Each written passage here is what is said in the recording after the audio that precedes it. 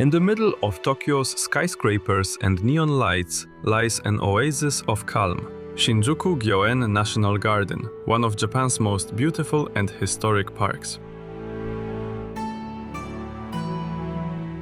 Its story stretches back over 400 years.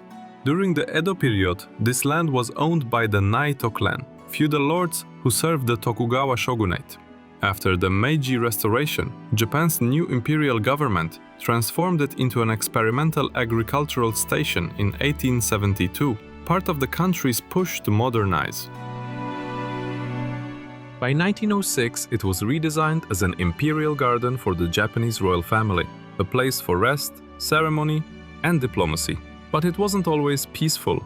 During World War II, Shinjuku Gyoen was severely damaged by air raids, leaving much of it in ruins. After the war, Japan rebuilt, and so did the garden. In 1949, it reopened to the public as Shinjuku Gyoen National Garden, symbolizing renewal and peace in post-war Tokyo. Today, the garden spans 144 acres and blends three distinct styles: Japanese traditional garden, with ponds, tea houses and cherry blossoms; English landscape garden, wide lawns and open spaces; French formal garden, symmetrical paths and rose displays.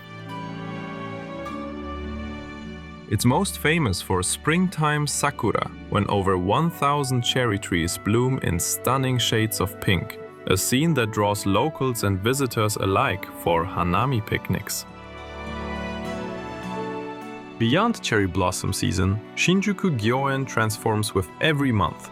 Fiery maples in autumn, snow-dusted pines in winter, and fresh greens in summer. Once an imperial retreat, now a public sanctuary, Shinjuku Gyoen captures the essence of Japan itself: harmony, beauty, and resilience.